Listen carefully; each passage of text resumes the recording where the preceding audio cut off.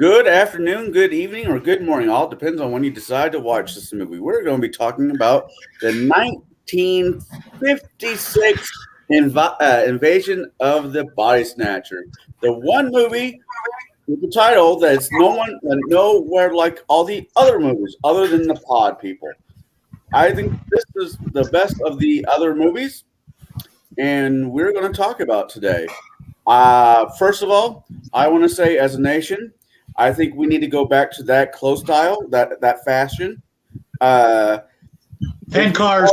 if you're a man and you wear skinny jeans with a hair bun, hand up your man card. You have been dismissed. Suit, I agree. ties, hat, no lip from the junior here. This is the way that men should dress. Cigars, pipes, martinis. A beautiful woman wearing a beautiful evening gown.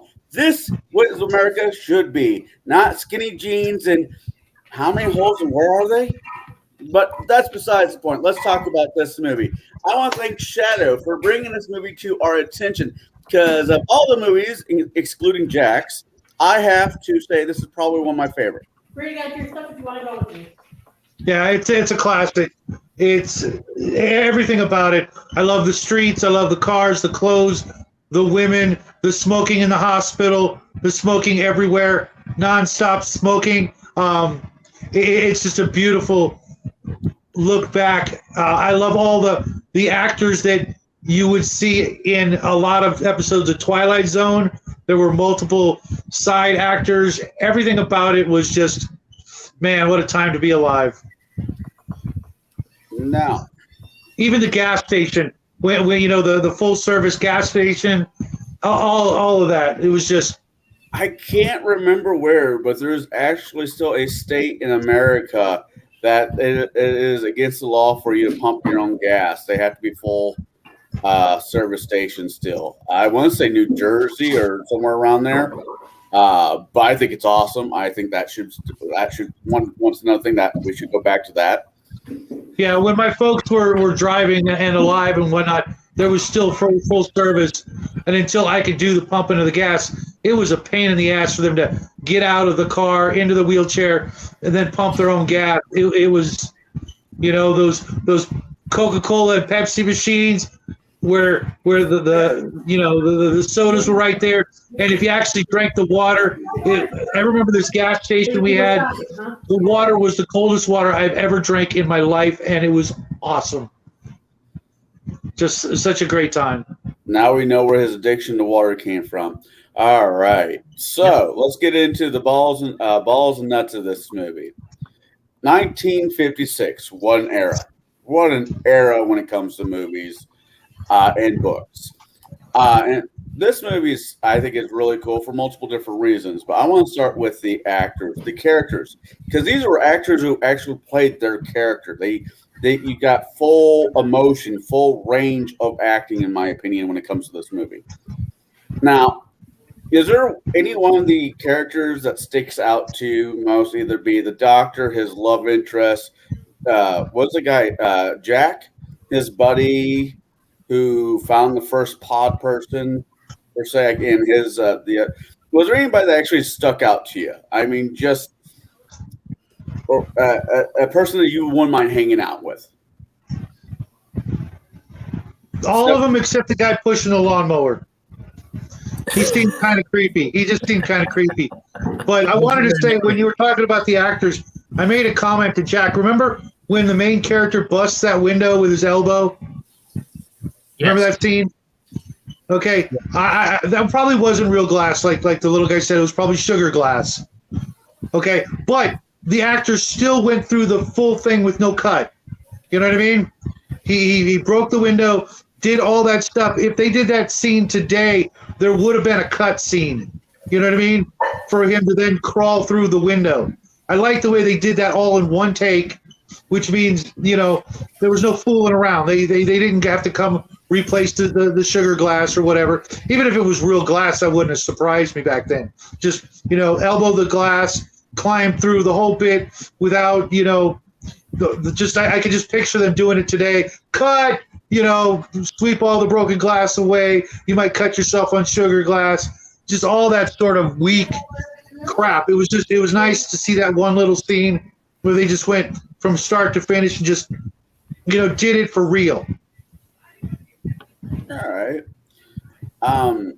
That doesn't really answer the question. Which character do you like? The main character. I also noticed in the beginning that the whole movie read like an H.P. Lovecraft story, where the guy's in the hospital, they think he's stark raving mad, and then he goes in and tells the story for the Twilight Zone or H.P. Lovecraft, reveal at the end of the movie. No, he's not crazy, etc. The main character was, all the other characters were just too short to really, for me to attach to. Like you said, the love interest, she was excellent. Even by today's standards, kind of a modern woman. They're both married and divorced.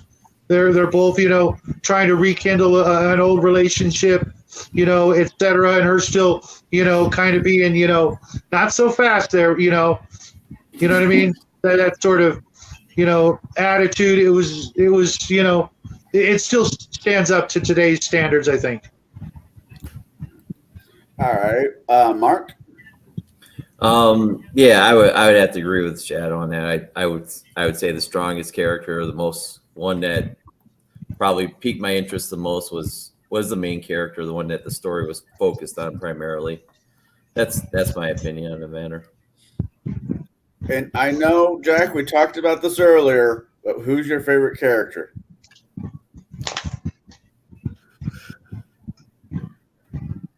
I can't say the dog because I'm not allowed to. So my second favorite character is probably going to be the main character. All right, so we're all in agreement. The main character, the casting of, what was his name? He did a lot of work. Yeah, he did. He was a busy man. Walter Wagner. I wonder if he was any related to Robert Wagner. I mean, the time kind of fit, and he's kind of got that same sort of look. I don't know. Ooh, he was in a Scandal back in the day.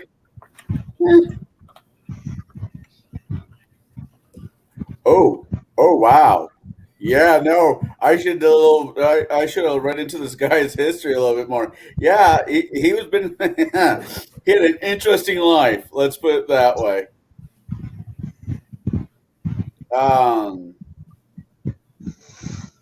So this movie was mostly more about it really did build up. It built up a few of the characters. It circled down to 4 characters, then 2 characters, then basically one character. Do you guys like that way of filming? Do you want all the characters to have like their own short novel, or do you want to just pay attention to the main the actor and the co-actor and just let everybody kind of fizzle out off to the sides as the story continues? Jack, since you're soon to be the film director, what do you think?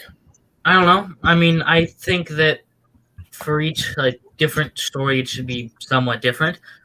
But for this, I think that the way they did it works. I don't think they needed to focus on every single character all at once.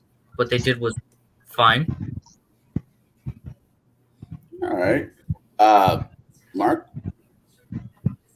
Yeah, I think it was effective, just focusing primarily on the one character, or just a few characters. I mean, it was a real tight movie. I think I saw the runtime of this movie was only 80 minutes, and it was like an hour and 20.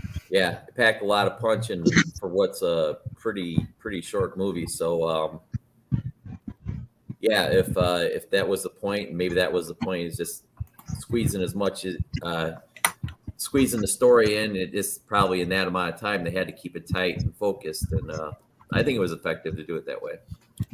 And you, Shadow, what do you think?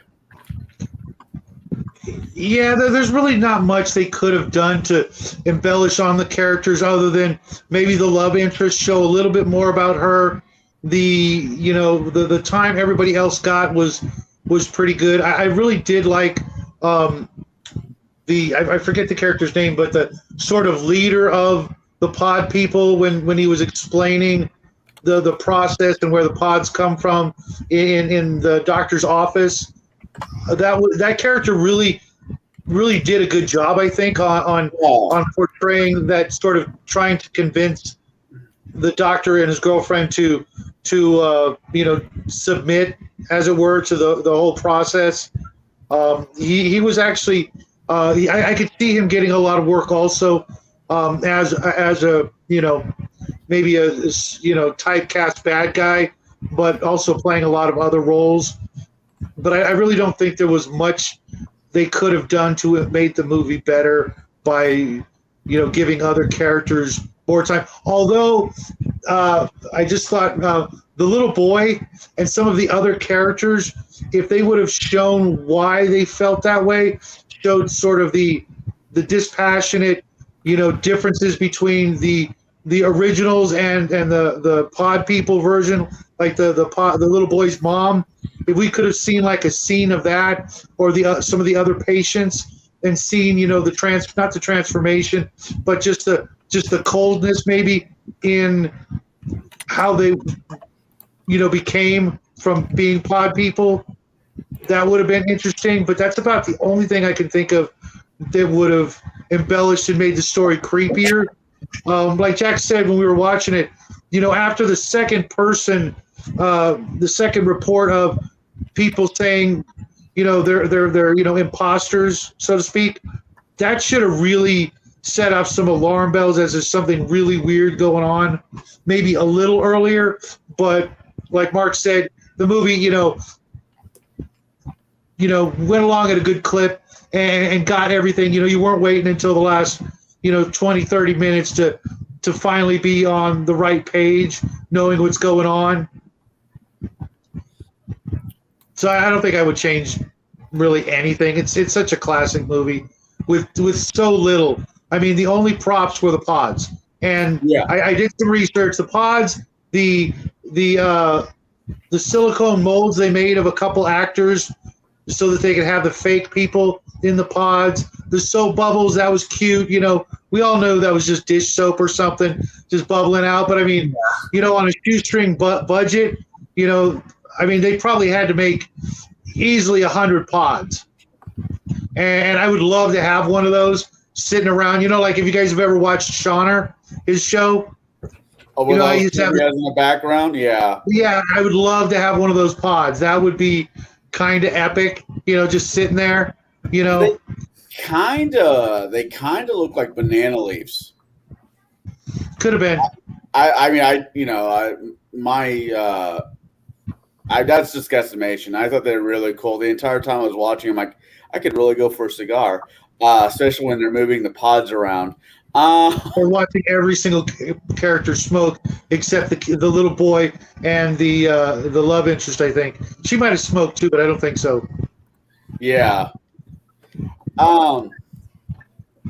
There wasn't much about this film that was bad. I mean, realistically, it was just a good movie. What I was looking at was the budget, how much they spent on this movie and how much they made on this movie. They spent somewhere around $400,000 on making this film, which at the time was a decent amount of change.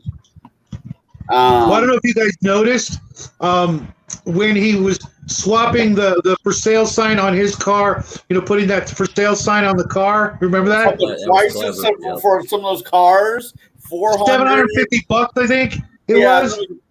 There was one $250. I mean, I'm like, okay, I'll buy two. I would have like literally like 50. I mean, those cars were just so beautiful. Even the ugly police cars and everything, with all the gear on top. There was just something about it. Cars today, growing up from the 70s to now, thinking, oh, everything's going to be all Jetson-like. And now everything basically just looks like big metal shoes. Obviously back then they looked like clown shoes, but there was something about the sleek lines, the the curves, etc. Cars were actually like, voluptuous maybe, as opposed to today they're just freaking straight lines everywhere, no real curves, just everything's just like, just I get it. There are some cars, a Lamborghini, you look at that and that's a slick looking car, but almost nobody can own them, and once you do, they're in the shop 90% of the time. So I'd go with a 1950s car any day of the week, especially after the car show we went to. Oh God, there were some beauties there. And I'm not a car guy. I don't even drive, guys. But yeah, just absolutely beautiful. Okay. Was there anything of the movie that I know we kind of asked this answered, and you kind of answered it, Shadow, but is there anything, because I could think at least two things I would have done differently. Was there two things you might have done a little bit differently? Maybe not in the actors, but maybe the set up a scene, a different direction for a scene. Yeah, there was one thing I thought that I would have done when I think it was the police officer that got injected. I would have taken his freaking gun. Sorry. The first thing, take his gun. Sorry. You pod people are going down. At least 6 of you. And if he had any, spare ammo, I would have taken that too. Other than that, I would have gone a little differently on the sequels, but that's not really an answer to this question. Yeah, there's sequels. There's a couple others. That sounds really bad. Also, I'd have put a dog in the movie. There was a dog in the movie. Another dog, a good dog. Well, I'm sure that dog was good too, but I would have put a dog in the movie just as the doctor's pet or something. Just have a dog? Yeah, just have a dog. That would have made it perfect. Okay. What about you, Mark? Differently, the movie. Only thing I think of first thing is like Shad said earlier about the little kid with his maybe a scene with the kid like going nuts. So when his mom's trying to do whatever with him, and he's having a freak out attack because he knows that it's not his mom anymore. So like maybe playing on that trope, kids see, kids aren't blinded by everything. They see the truth of, like how they say little kids are more likely, if you believe in ghosts or whatever, real little kids will see a ghost because they don't have all these precognition, whatever things put preconceived notions. Exactly. Thank you. Put into their head of what they're supposed to see or not see. They really do see what's there.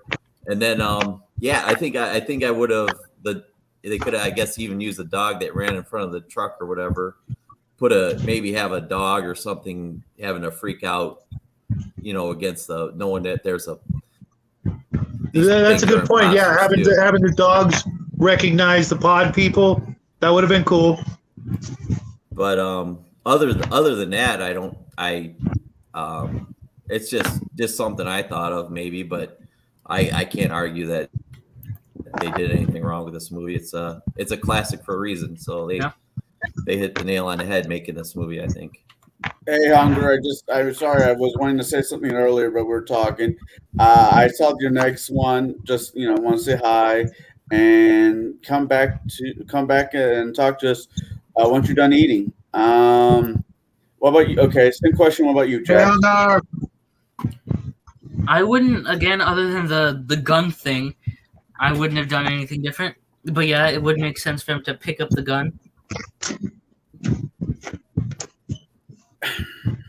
I mean, I get it because he was a doctor. Yeah. I can see that as the excuse.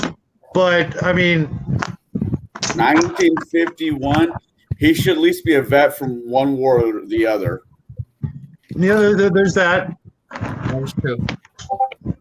I didn't think about that. And if he didn't pick up the gun, she should have. Because she had traveled all over the world, being a famous actress or singer or dancer. I never really got that part straight, but I'm a gun guy. Someone drops a gun, damn right I'm picking it up. Hell, I might have, I even said to him, maybe actually, jumping into his uniform might have been helpful. But That would have taken way too much time. that's a little too commando, I guess, for back then. Also, they would be very confused as to why he's wearing the uniform if, supposedly he just got taken over and that's it. Yeah, So yeah. now have the uniform. Did he get made a police officer all of a sudden? Yeah, and I was thinking, the scene where all the people are converging and getting the pods, that was really done really well. I mean, that probably cost them a pretty penny to get all the people to just walk in and, move back out with the thing. I mean, it probably didn't take but a couple of takes to do that, but, clearly they had to pay some people, like, what, $5 a day for that, and they're probably happy to get it. But, yeah, I mean, this movie was just, I hope a lot of people who are watching today will go out and watch the movie and use this as sort of a bar to judge other, suspense movies. Because, as much as this is probably, either a horror or sci-fi movie, just some of the classiness of all the shots, all the scenes, the simplicity, there aren't too many movies in color that did what this did with so little. Mm-hmm. Now, I have a couple issues, kind of small issues. Like in the cave or in the mine, right? Mm-hmm. Now, if they could take over you, if you fall asleep, why have the pods? Yeah, I was wondering, I think what happens is that once the link is connected to a pod, it's just waiting for that final, download. Yeah, the download, if you fall asleep, the psychic link or whatever is connected between you and your pod, and you get downloaded into the pod. I don't have a problem with that. The pod wakes up, it becomes you. Awesome, I get that. Her falling asleep in the mine, not a pod person falling asleep in the mine, but her falling asleep in the mine. Right. That was weird. Why suddenly she's a pod without, having come out of a pod, if that's what you mean. Yeah. That was like, oh, wait a minute. Then why? Yeah, you're right. I did wonder that toward the end. I'm like, wait a minute. Because that was so heartbreaking when it happened. And what a great acting part she did, from being that, just knockout sweetheart to just being the coldest, ice queen ever to grace the film in just the blink of an eye, just, God, that must have been just,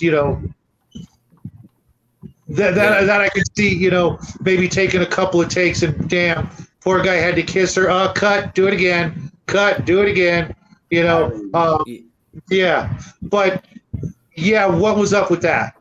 Well, was that her copy that, remember, because when he broke into her house initially, there was a copy of her starting to be made in the basement, right? Yeah. Right, but I don't think the copies could do anything except just grow. Until okay, I see what you're saying. Okay, yeah I got you now. One thing I was thinking, because Hungar kept telling me throughout the week and stuff that this is based on the movie Puppet Masters from Robert A. Heinlein, but having just went through that book, I'm like, I can see how it was inspired, but the Puppet Master book is so vastly different. Flying cars, the pod people actually are little gray, like leeches that attach themselves to your spine and walk you around and puppet master you and stuff. I can see I was inspired, but I literally have to check the dates and stuff because they're sorry, Hungar, they're really different. I would love to see the Puppet Masters as a movie, especially a black and white. Unfortunately, I think too many movies have done the parasite between Stargate, that one episode of Star Trek with the bugs that crawl out of you and shit. This one was just far more creepy and just just such a The other Yeah. thing I would have liked to Go ahead. see is you didn't actually have to show maybe one or two of them, but the actual bodies. After the download is done and the pod people are finally in control, them just moving like bodies, former human bodies into a truck. You don't have to make it gory. You don't have to make it, but just the after effect. What did they do with the bodies? Yeah. Right. That's what reminded me of what I was saying about Hungar, is that in the Puppet Masters, they actually evolved. The puppets, the little gray slugs on people's backs, they evolved. So I could see that, as time goes by, and it wouldn't have to necessarily be a lot of time, a couple of days or whatever, the pod people could maybe evolve to where they could then take over the girl like they did, because a couple of days had transpired, if not, maybe a week or more of time from the beginning of the movie to the end, to where her transformation could have been like that. Yeah. Because especially in the second movie, that's more like how it was, wasn't it? I think so. But real quick, Shadow, I got the wiki page up on this. This movie was based on the 1954 novel, and the novel is just titled "The Body Snatchers," and it's by the author is Jack Finney. Can you look up Puppet Masters by Heinlein to see when it was written? Okay. Just to because if it was written after Invasion of the Body Snatchers, then that just solves that issue. I wish they would have done. I know that the time and the amount of money that they had, there's only so much they could do on special effects. I get that. I just wish they would have either took the pods out, because they really, you saw people coming out of them then when they were in that guy's a greenhouse. He stabbed one of them and they ran away. I just wish they would have done more. Either take them out, because the mine scene kind of makes it irrelevant. Yeah. Yeah, she shouldn't have. If she would have went into a coma, he couldn't exactly. wake her up. That's fine. Yeah, that's the way it really should have been. You're right, and I get it. It was much more dramatic to have her basically do the Donald Sutherland Right. scream. You know what I mean? Not to spoil anything for anybody, but most 90% of us know what I'm talking about. It just made it more terrifying and dramatic to do it the way they did it. But if she just didn't wake up, and he had to leave, that would have worked, but it wouldn't have had the same impact whatsoever. But it would have been a little bit more continuity. Continuity. Yeah, to it. Because that kind of, I was there, and then that scene happened. I'm like, wait, that's not right.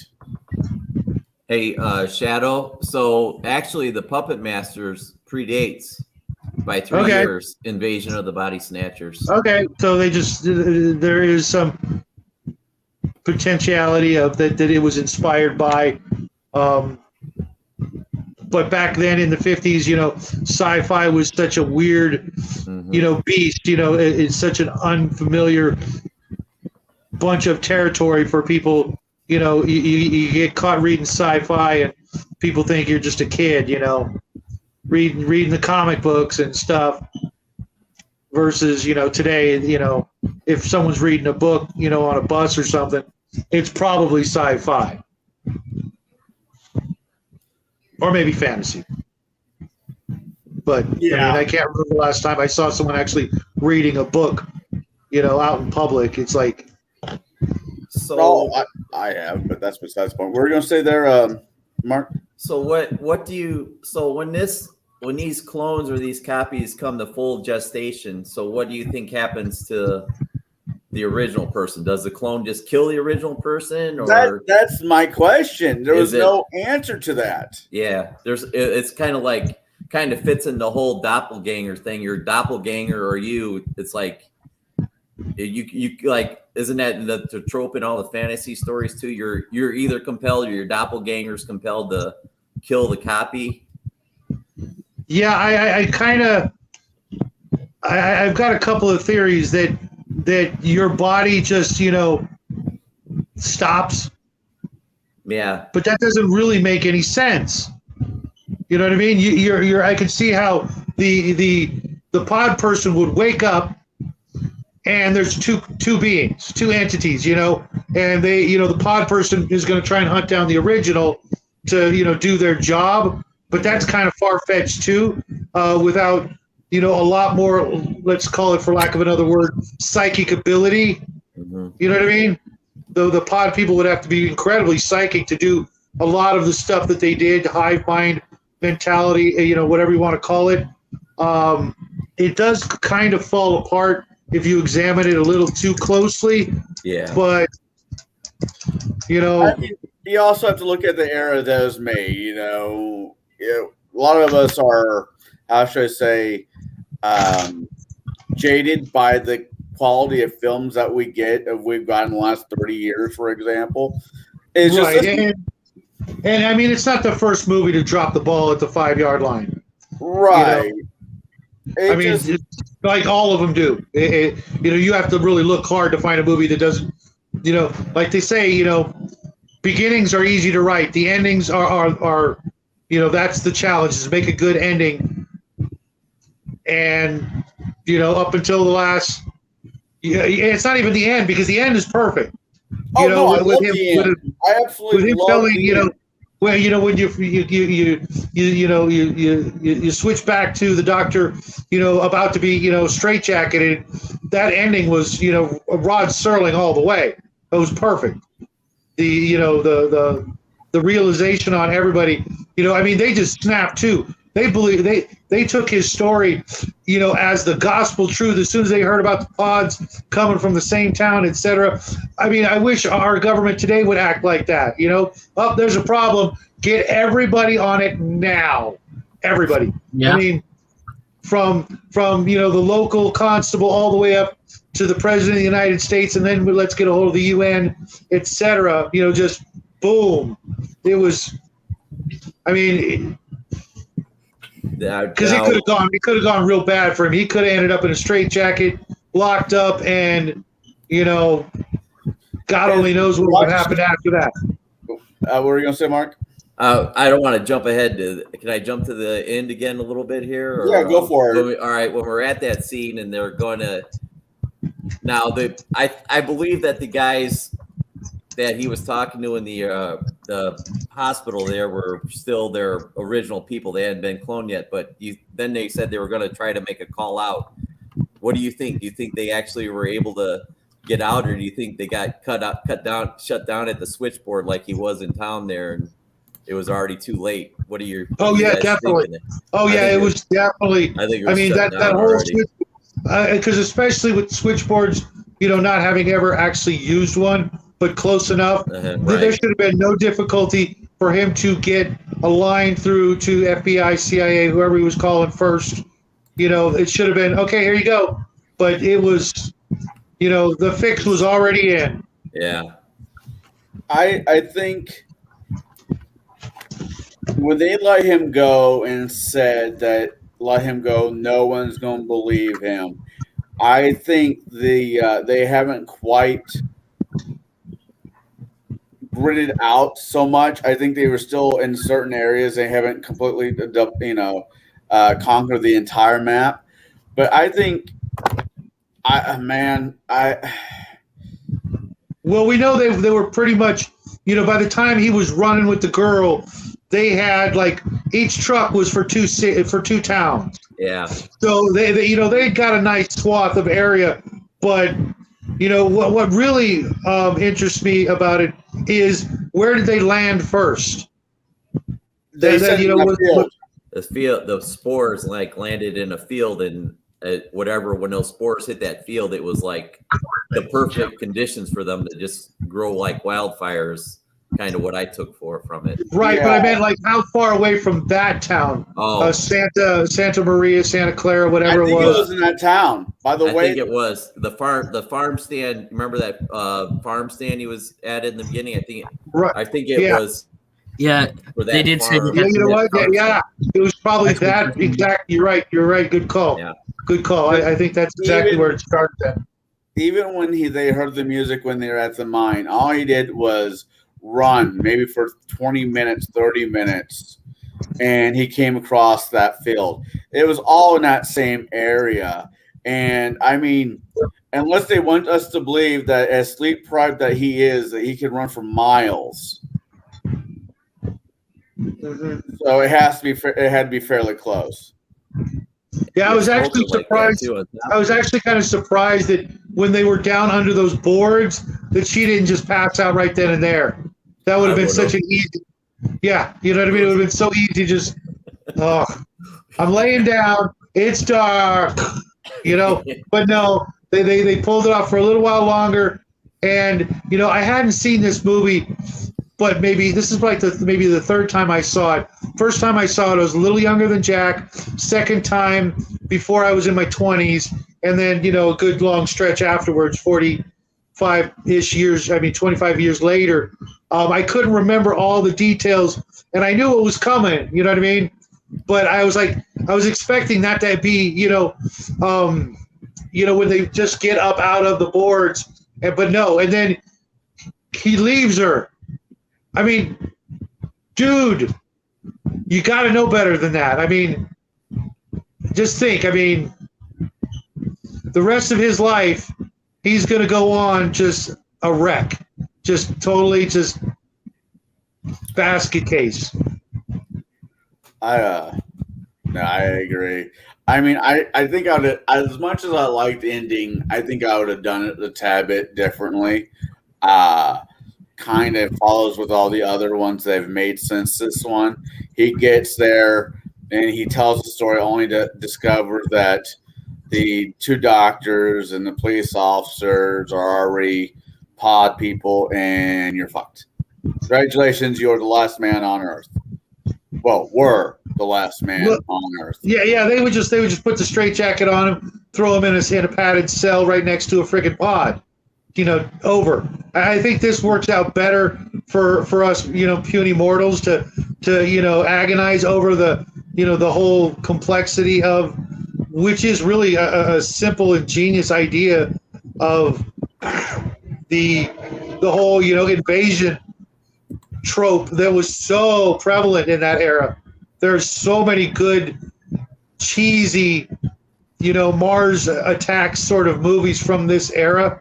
Just so absolutely so many of them. I remember growing up as a kid watching every Saturday and Sunday there'd be at least one in a string of black and white sci-fi movies. There was always one alien invasion kind of movie. And this one was, kind of like the best of all of them, I think. It'd be hard pressed. I mean, your choice was actually a really good one, Mark, but there was no horror aspect to it, maybe. That's what I'm just, yeah. Because that was, they're almost tied for black and white classic sci-fi movies, just, a different direction. Well, this was cool. I thought going back to the whole Martian invasion thing, is always a big spaceship with crazy looking aliens coming out of the spaceship. There was no spaceship, or you really didn't see an alien. It was just some type of organism that came down probably in a meteor or something and crashed into Earth, and I can see how books or stories like the Andromeda Strain or something like that came out of, harken back to this story too. But yeah, you know what else it reminded me? It reminded me of H.P. Lovecraft's Color Out of Space. I was gonna ask you that. Does this? I'm not really well versed in Lovecraft. Besides Reanimator, I love that story. But other than does this fit the bill for like a Lovecraftian short horror There stories? wasn't The Color Out of Space is very similar. It is literally like a goo that just splats into this poor guy's farm, this poor dirt farmer out in the middle of nowhere, and just the slow transformation of all the minuscule little details of step by step of this basically indescribable colored jelly that lands and slowly deteriorates the little guy's farm. It's got that really, really personal, homey touch to it. Obviously, there's about 30 years difference, but I can see how one might have influenced the other, and how if you were going to do any sort of H.P. Lovecraft movie, black and white would be the way to go. He really missed out on that. It's like the black and white movie era just totally forgot about him, and then in the 60s and 70s, he started becoming a thing again. Hell, there was even a band called H.P. Lovecraft back in like the 60s. I would love to get a hold of some of their music. God, that's got to be just wild. Not to go off the movie too much. So did his the Lovecraft, like the rediscovery of Lovecraft, did that correlate about the same time as like the Howard rediscovery in the 60s, or? Yeah. About the same time? Okay. I think so, yeah. Because I know the band H.P. Lovecraft was a 60s thing, and Conan kind of got rediscovered in the later 60s, right? Yeah, and even more so in the 70s. Right. And by 77, Conan was everywhere. Right. It had the comic book, the Sword of Sorcery, the Savage Sword of Conan magazine. The paperbacks were in full swing. A lot of people would look at it as kind of like a cross between porn and comics, for the era, but once you read some actual, Robert E. Howard, he faded to black, appropriately done, and it was probably just the Frazetta and Boris covers that just made people swoon, Oh my stars, there's a woman, and I can see, stuff, just, and now, if they were to do even when they did Conan, wasn't there some nudity in that? The Arnold Schwarzenegger version? Yeah, there was, yeah. And if they did it today, it would be rated R because nobody would be dressed half the damn time. If they redid it today, not a few years ago, but I mean right now, it would be leaps and bounds. Well, it depends on which country makes it, though, too. Yeah. Because there's some countries, and it's like it's just boobs. Who cares? And so I think it just really depends on what country decides to pump it out the next Conan one. But going back to this movie. You were talking about H.P. Lovecraft, and I'm sort of thinking how what H.P. Lovecraft movie looked like in the 50s, and I'm like I'm thinking about some of those old alien films, and the costumes just made me giggle half the time, the monster costumes. So I don't think H.P.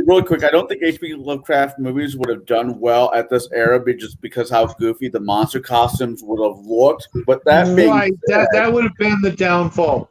Is the the practical special effects to make any of the monsters that is, I mean, even today they're going to be hard pressed to do it without some sort of Geiger-esque CGI and just absolute masters at the craft. And even then, we've become so jaded that even when Aliens came out, we were like, nothing. It's just an alien. So what? It drips acid. We were just say fear has just completely left the entire concept of horror. I like the fact that they didn't do stupid costumes in this one. I like that you saw the bodies and you saw the pods, but other than that, you couldn't tell anything else. They were all human. They all, there was no extra costumes. The was it the therapist that you talked about earlier that he called the witch doctor? Showed up at the doctor's office wearing a button-down suit. And that's just simple is more when it comes to movies like this. If you have invasion of body snatchers where they're going to look human, don't go to the bazaar. Make them absolutely unnecessary. That's one of the things about this movie that probably got it pushed through so easily. Is that okay? We don't have to spend any money on anything except these pods. Everything else we've got on the studio. Yeah. Well, the budget, like I said, was 400,000 something, and the box office they made $3 million off this movie. By today's standards, the percentages aren't great, but the inflation, you have to really factor in the inflation. I mean, when you can't even buy 4 tires for $750, versus buying a car and ticket prices being a nickel, it made massive amounts of money. And the money that was made from, the concession stands for those theaters was probably, in excess of, $2 million. Oh yeah, popcorn. I mean, it's the cheapest things on earth. Popcorn. I mean, soda. I worked at $20 for a medium at a theater. Wow, remind me never to go to California because I don't pay that. A soda and a popcorn, bucket about yay big. I know that doesn't really work. That's like $16 here. And a refill, it's like 21 after tax. Free refill. And the size is about $16. Thank you, AMC. I'm so glad I'm a member of you. Mark, you know what I'm talking about. Indiana's about the same way. Price-wise, got to be about the same way. Well, yeah, but I'm sure it's more expensive for them, California. Oh, California, I'm sure we got a pop tax. I'm sure I can imagine what they probably got another pop tax on top of their pop or something. They got a breathing tax. Yeah. I don't know. I like the era. The 1950s looked like it was a very interesting era. That TV show Mad Men. Did you ever watch that? No, but I I did. I just that era, just the way I like the clothing. I have to say I like the acting and everything else, but my favorite part of this movie was the clothing. When the doctor and his love interest went to, I guess, that country club or wherever the hell it was, and club or whatever, yeah. They were served 2 dry martinis, extra dry martinis. I think she looked absolutely beautiful in that dress, and I thought he looked quite sharp. That old boy never undid his tie one bit either when he was running. Did you notice that? Yeah, that tie. I want to know how they did that because I wore a tie multiple times over my life, and the first chance I get when I don't have to, I have to look a certain way, it goes down. You got that right, but he didn't. Yeah. So we talked about what everybody liked. We talked about what everybody really. Yeah, I mean, like I said, I don't think there's anything incredibly wrong with this. I think they dropped a ball in 2 different places. That the woman in the mine switching over, that's what killed it for me. That rat scene right there, I'm like, that doesn't compute. Thank you, Mm-hmm. But do you think that this is the second movie we watched from that era? Because the one last week was 1951. Right. This one was 1956. Yep, 56. Do you think that era just produced better movies? I just it put out a lot of junk B movies too. Don't get me wrong. I think this was just a good story, and the people that were in it were committed to it and did their best to tell a good story. Is what I think it was. What I think it is.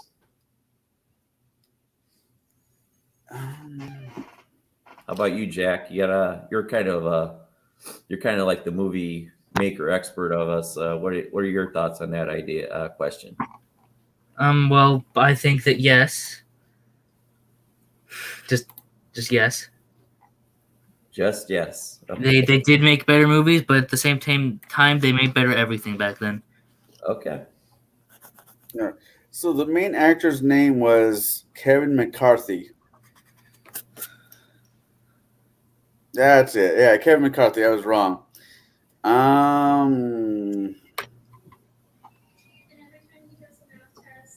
I got one, Jack. Okay, so how about as the movie progresses and things start going sideways, they start. Am I just imagining it, or did they start messing with the camera angles and everything like that? Hmm. Do you remember? I don't. Okay. You're muted, Shadow. Sorry. I know they did. Between the lighting, the angles, like for example, that one scene in the basement. That's I think where they started doing it.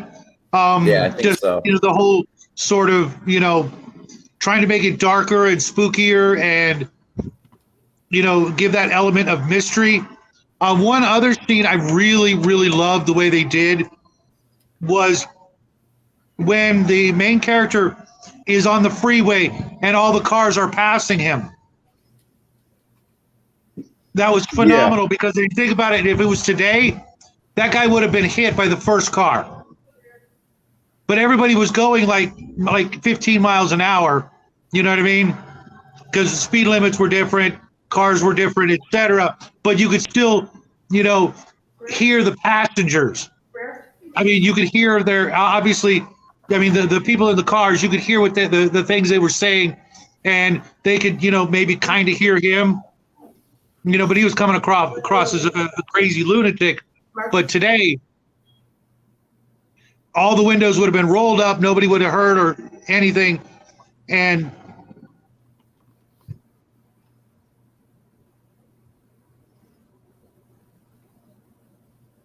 the way the lights from the headlights hit the camera, that was just excellent. It was just one of the high points of the movie is that today it would be in explosions and neon lights and stuff like that, but all they had was black and white, and the effects of the headlights and the cars moving at him.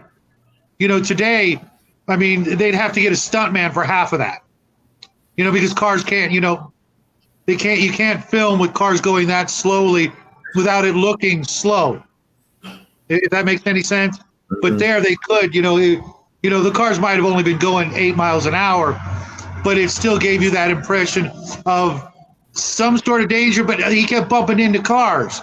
You know what I mean?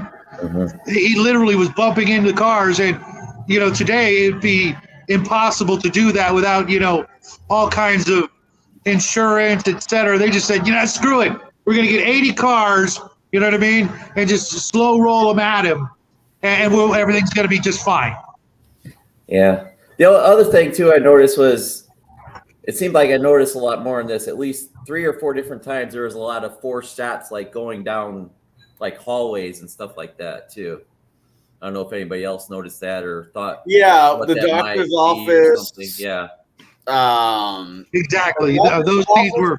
And even when he is running on the dunes, when he's getting away from them, they're running up the staircase and the dunes. It was a the camera didn't move. It was just a stagnant shot. It was just them running up and down the dunes. What's up? So, yeah. What's your what about you, Jack? About shots like that with those long forced perspective, like down hallways and stuff like that? Is that a certain style, or is that supposed to elicit a certain emotion out of us, or? I mean, probably, but that's not something that I was ever really specifically taught about. I mean, it probably is meant for that, I would assume. Okay. Like kind of claustrophobic. If you were going to use that technique in a movie or something, like what would you be trying to achieve if you were doing a shot like that, Jack? Is I guess kind of what I'm trying to ask. Probably, I mean, I'd say like almost exactly what they were doing, like roughly the same thing. I was just looking up the actor who played Milos. He made a cameo in the 1978 remake of The Body of the Invasion? Yeah, he was a running man. Oh, really? Yeah, he's just as cameo somebody running. I thought that was kind of cool. Well, speaking of which, at some point, not too near future, but we really should hit up the next movie of this, the next version of this. Maybe later on down the road, spring or something like that. I think looking at comparing the two wouldn't be a horrible idea, provided we can get past one scene. That's a hell of a scene. Well, there's technically 3 altogether. Mm-hmm. Invasion of the Body Snatchers. The Body Snatchers. No, there's 4. Holy shit.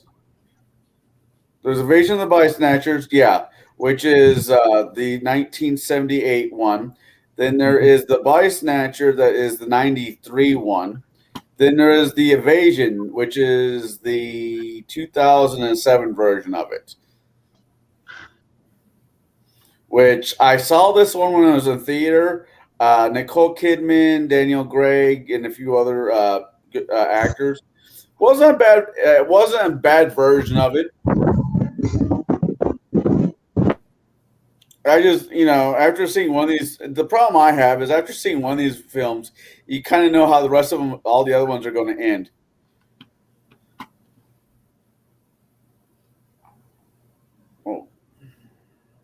I guess I said something to upset Shadow. Yeah. Oh, there you go. Screw you, hippies. I'm leaving. I think I hear him going up the stairs. There he is. Oh, he's back. Great. Sounds so excited My there. tablet, I was going up the stairs, and all I have to do is look at the wrong button. What else? Let's see if there's anything else interesting I could find out really quick.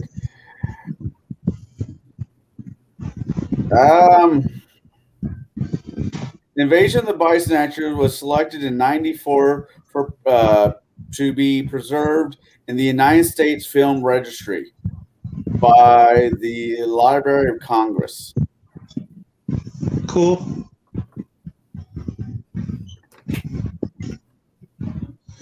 I mean, this movie had so much influence after the fact on so many different genres, I think. Well, not genres, but I mean, so much. Do you guys remember the old TV series, like Third or Fourth Wave? Yeah, or even War of the Worlds. Yeah. Where the aliens were now humans, but they were still the same Martians, but they found a way to be humans. That whole sort of, imposter, invasion kind of issue. I even use this whole concept in, we just did that video about TPKs.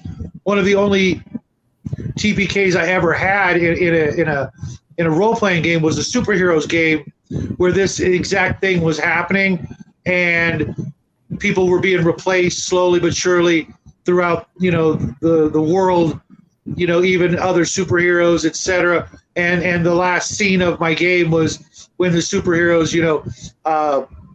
basically confronted the president, and he'd been taken, and I basically said it's over. They win. You guys, you're replicated. And it was just, it's such a horrifying idea and concept of what that scene again with the leader of the bad guys explaining how life would be better without all these things that we as humans just take for granted, the love, the grief. She said we can't be the same without all those things. And I'm wondering, if you guys saw any correlation to anything that was happening in the country at the time. Well, 1951's when this movie came out. 50. I thought it was 56. 56. I'm sorry, 56. We just got World War II. Height of the we're deep in the Cold War. McCarthyism, anyone? Yeah. Definitely communism.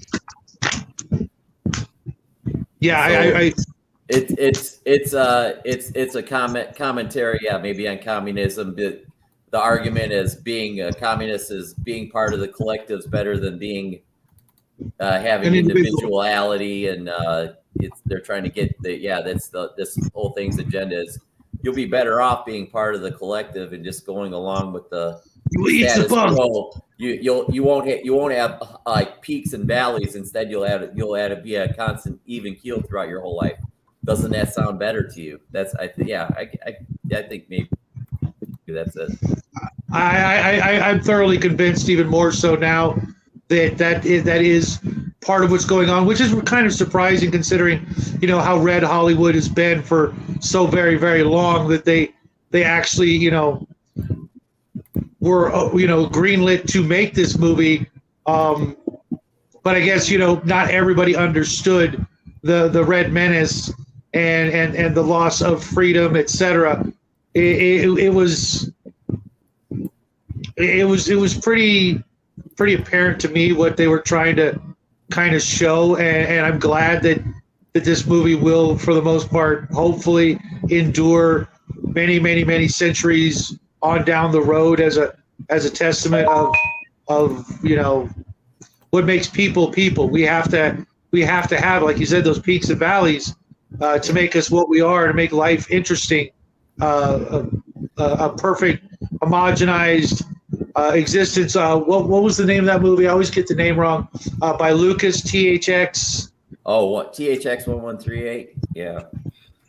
That's, it's got that same sort of thing going through it where, we all, we shave our heads and, all the good stuff is gone, but, all our needs and requirements are provided, et cetera. That just sounds like,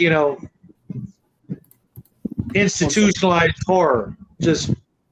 Some would say that sounds like paradise, to be honest.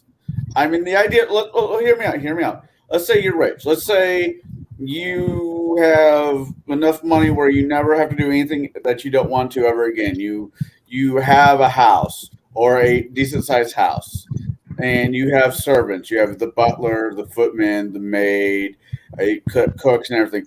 All you have to do is decide what's going to keep you busy that day. It going hunting, reading, painting, whatever. Then all your other needs, all your food, everything else is taken care of.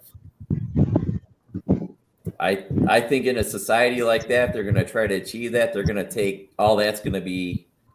anything that would provoke any type of thought or give you a chance to like critically think about anything. It would go out of its way to try to take that away from you. I agree. I don't go through life as a zombie. Yeah, I agree with what you're saying. I'm just saying a paradise could be just that example I just gave you. Well, I mean, so I think look at the problem we have now with like the drugs Prozac and Xanax and stuff like that. We've got a lot of people are subscribing to that theory that it's easier to cope with life going through life as zombified on these drugs as opposed to trying to have to deal with these, like I said, these peaks and valleys in your life. What flavor zombie do you want to be? Yeah, three movies instantly come to mind: The Matrix, Logan's Run. I was gonna say Logan's Run for sure. Yeah. And Star Trek: The Next Generation. They all are three different ways of going about it, but every time they realize that the human creature has to have stimuli. Well, In the Matrix, they tried giving everybody paradise and it failed miserably. In Logan's Run, their solution was just kill you off at 30. But you still, I mean, look at all of the absolute pleasures that the people had. Yeah, 30 in the movie. Did you ever read the book? You know, I did. It's 20. We'll have to do that sometime. The book's 21. So think about it. The guys that were runners are in the books. The guys that are hunting the Sandmen, the guys hunting the runners down are like 14, 15, 16-year-old kids. Well, a 14, 15, 16-year-old kid's brain isn't wired the same as somebody that might be in like their mid-20s or something like. But yeah, that's a different. Was it every I could 10 go off years? on a tangent about that. Yeah. Was it every 10 years the chemistry in your brain changes? Something That's like why that. they say Yeah. that. You I thought it know, was 7.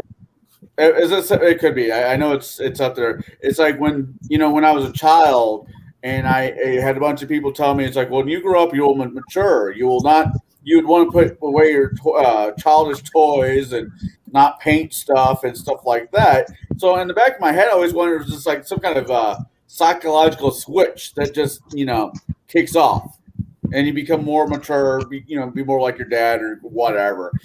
Apparently, I never had that switch, or the every 7 years is every other leap year. I don't know, but I mean, I'm surrounded by plastic dragons. I talk about gaming.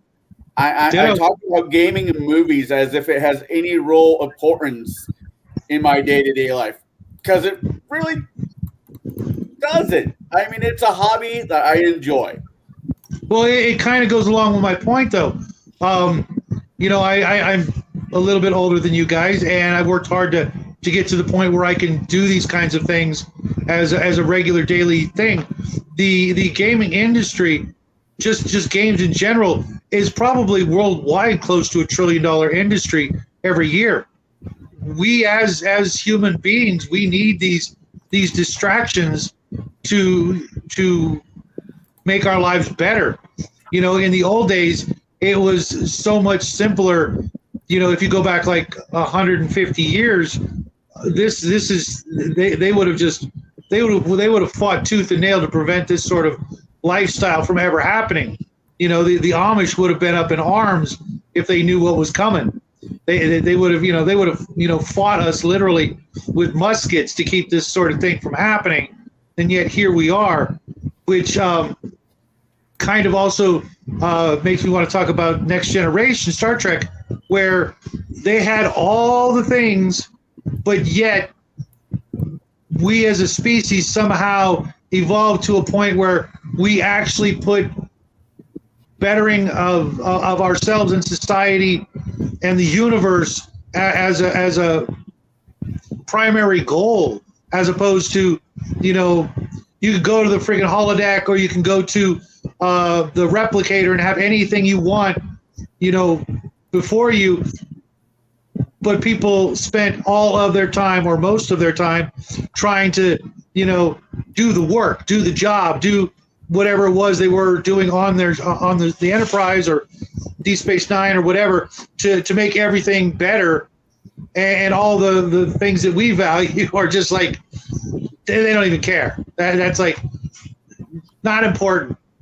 I wonder if we'll ever be able to get to a point where we get a happy medium, where we can have all our, leisurely activities, but at the same time still contribute to the betterment of the next generations that aren't even here yet.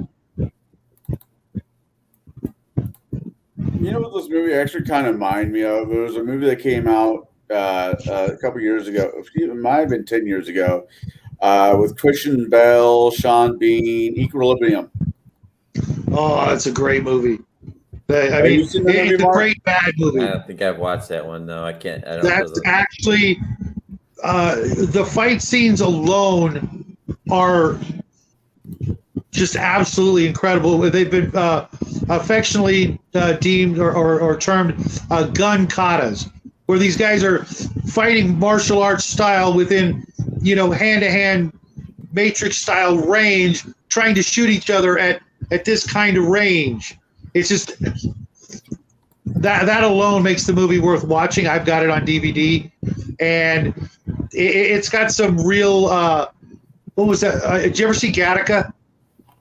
No, I haven't. Yeah, I think that's like Ethan Hawke and Uma Thurman.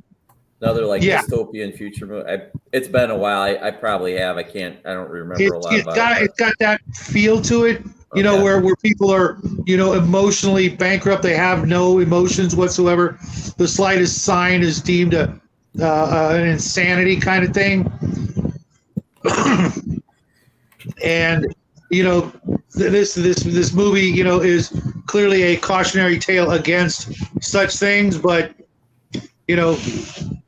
we're not there. We're actually, I think, going the polar opposite of that, where today it's the most hedonistic society. It makes or would make the Romans absolutely blush in comparison, I think.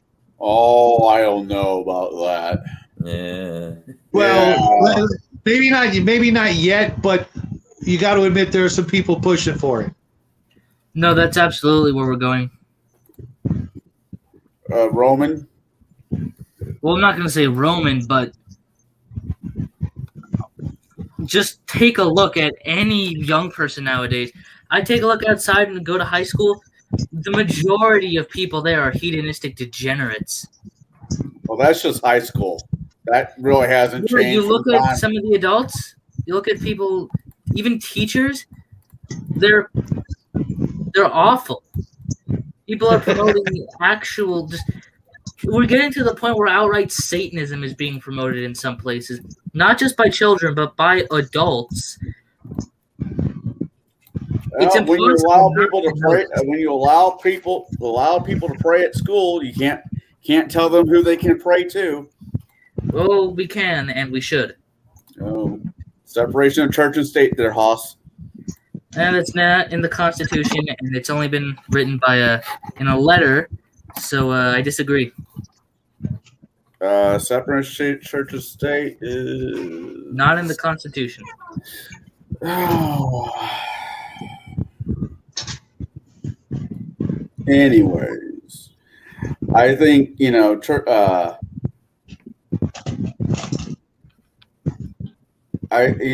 movie. I don't know. It's a very interesting concept. I can't help but to think when I was a child, and was it a dandelion that turns into a puff, one of those puff things you blow on, and all the seeds go everywhere. Just I think so. Yeah, it just the pod people came out of something like that, like little seeds that came out of space. Made me think of the dandelion flower. Yeah, it's just the concept of panspermia. Yeah, it's just whatever vehicle by which or means by which they fell into our atmosphere, into our planet, just conditions were just like Goldilocks conditions for this organism to take root and spread like wildfire. It seems like, yeah. It would actually make for an interesting side story if you were to take the exact same conditions and land them on some other planet with something like already terrifying, not necessarily the xenomorphs, but that would be a good choice. Explain that the xenomorphs were actually this other race, but now the pod people thing happened to them or something like that. If you were to take like lizard men or something like that with some of your basic tropes, and then throw this into the mix, how it would make for a pretty terrifying motivation for an alien species to colonize. Like the Tyranids are a good example because they do the same kind of thing in Warhammer 40K, where they infest the planets and do the sort of biological version of the Borg and assimilate everything they can into this one nasty, just hive-minded genetic atrocity. If you were to take it with something a little more like take Vulcans or something like that, some other, plastic appliance alien humanoids, but this was their motivating factor, to yet seed another planet with this sort of, hive mind mentality, to just continue doing that as its sole reason for existence, is just just purely, reproduction, prime directive. That's all they do, is just take over more and more and more and more, and just the massive numbers an invasive species like that could accomplish. Who knows? Maybe the Tyranids are actually based on that sort of concept, or inspired by this movie, just taken to just pump it up to 11.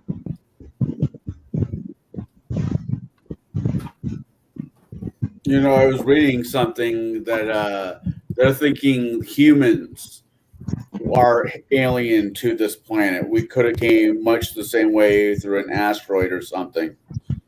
Mm-hmm. Yeah, there's a lot of, you've watched the Quantum Show. There's a lot of theories that we play around when it comes to, that sort of possibility. I still don't have one theory that I prescribe to 100%, but I will always believe that there's other things out there. And how did Q put it about what's out there? Things that will, freeze your soul. On both ends. Great and terrifying at the same time. Just all kinds of wonderful shit, but then all kinds of just god awful, nightmarish stuff out there as well. I hope one day we get to find out. I just hope we get a little better at things first. Just a little. I don't think we need much more. I think we need to come to the point where we're not trying to blow the shit out of each other. I think that would help a great deal. Oh, well, of course, but help if we start putting nukes on the borders of our enemy nations. What? Especially when they really shouldn't be especially when they really shouldn't be our enemies. It'd be really nice, we stop antagonizing nations which really should be our allies. Maybe we didn't take it too kindly. We didn't take it too kindly when the whole Cuban Missile Crisis. Think we would have learned from them that to do the same. Yeah, put nukes right next to our enemies and then expect them not to retaliate. Kind of dumb. Can't disagree with that. Don't trust the Reds.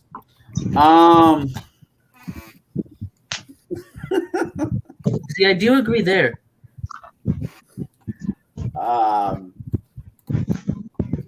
So I don't. The problem with this movie was we all enjoyed it. It was a very streamlined movie. We all enjoyed. I think the clothing in the era was absolutely amazing. We all have more or less the same complaints. Is there anything else worth really saying about this film that anybody really wants to get into?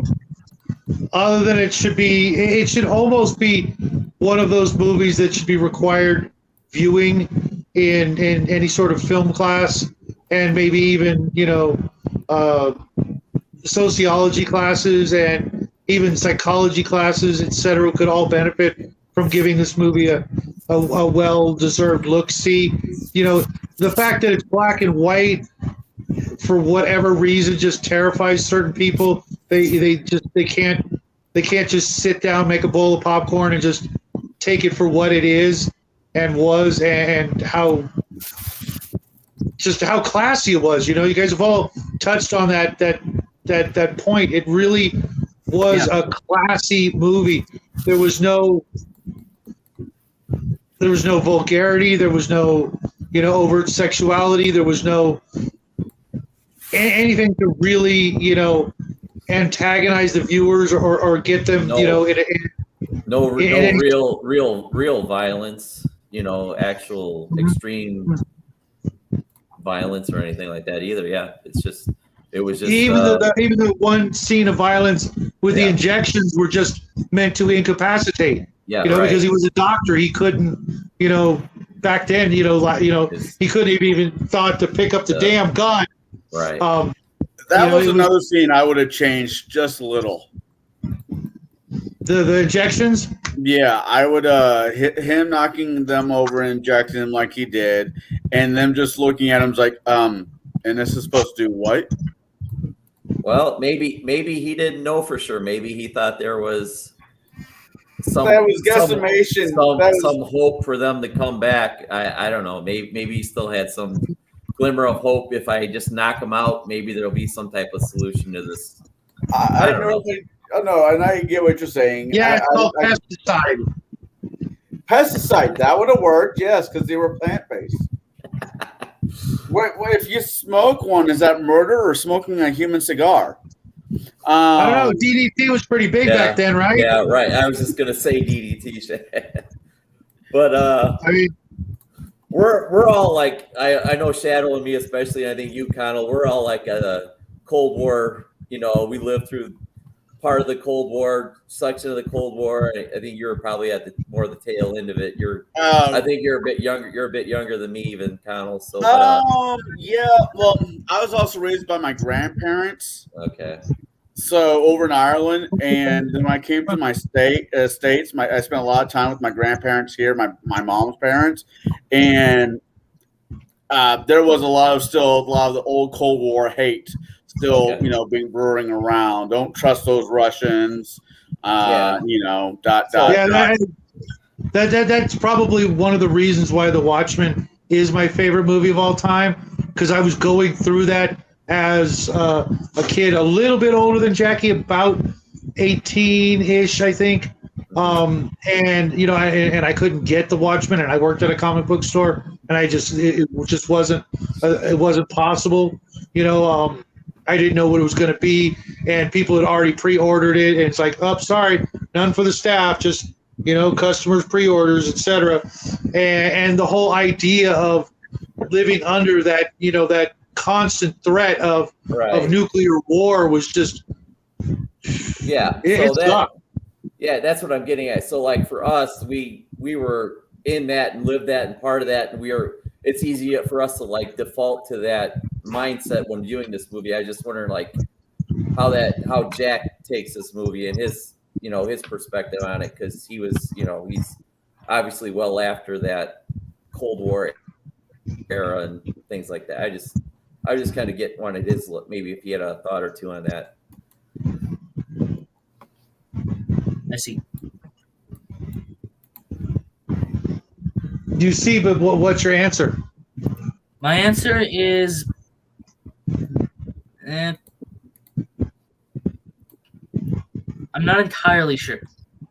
Okay. Let's put it in another way. With all the crap that's going on now, right? Exactly. We're almost in a part two of the constant threat of nuclear annihilation is something that's now back in the. Or even does this correlate at all with the extremes we're having with all this cancel culture stuff that's going on in our world right now? Does this parallel any of that in your opinions, Jack, or am I totally off the mark when saying that? In a way. Yeah. I think I don't know. I blame the 90s and the 80s for some of the reasons why we're in the situation we are now. I blame, Frenchmen in the late 1700s, but that's just me. Well, we know who you blame. We still love you, even though you're wrong. I think every generation has, the ones like, no, listen to me. I've seen it before. I've gone through it. And you got the younger generation, younger part of it. Like, no, you guys were wrong. You didn't do it right the first time. Let us fix it. Then it's just the nature. It's just the nature how things are. I get that, but young people are dumb. It's just a human condition. We seem to keep repeating the same mistakes, and one of these days, hopefully, we'll learn and we'll get it right. Get it right, yeah. Hopefully. I mean, world. That was the other question I had. If they took out the movie, were they just going to keep cloning the same people with new pods? Was that the last generation that was ever going to be born? We don't know, I guess. Well, they had I don't know. so many of them. They probably could have afforded to make as many as they needed to.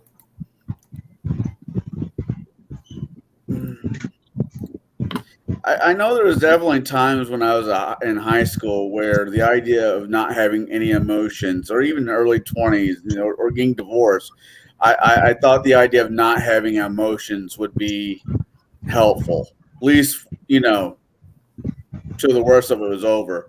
But I could not imagine wanting to live my entire life as a Pod person. I was thinking Klingon. Not Klingon, Vulcan. I was thinking Vulcan. No, because one, we can't. It's just completely unnatural. If you stub your toe, there's an emotion coming on, whether you like it or not. Oh yeah. We would need some serious 24-hour medication to produce that, and I'm glad it's not really an option. It's not on the table yet. God knows people would love to get those results, and eat the bugs. That whole sort of mentality, which I personally can't get on board with. The best moments of my life were preceded and followed by awful moments, and I wouldn't trade any of it for just continued existence, because even the pleasures that they offer are tied to emotions. We can't go through life, constantly, happy, sad, angry. We can't do one thing 24/7, and including flatline. Flatline. Yeah, I get what you're saying. So that makes me wonder if people who suffer from being bipolar are more connected, well-rounded, yeah, more well-rounded than the normal people, because they go from one emotion, like that, and it just the highs and the lows. Yeah. No, we need the various shades. Sorry, but we need all the different flavors, and if all you could eat was sweet, nothing but sweets, you'd eventually grow completely dispassionate about it. You wouldn't be able to enjoy it anymore. Pardon? You'd also die. Yeah. Sugarfoot would take us all. But you know what I mean. We have to have all the variations. All the spices of life. Yeah, the good and the bad. Even the smallest of animals has the capacity for all of these ups and downs as well. They don't just sit there doing stock still waiting for the next hunger pain. Okay, time to eat now. I better go look for food. They play. They do these things. These silly little things. Besides just eating and digging shelters and making babies, and they have full lives of their own. Every creature I think out there does. Even plants have been shown to react to different stimuli other than just cold and heat and sun and dark. Oh, yeah. I think it's an innate. We just can't hear it. Yeah.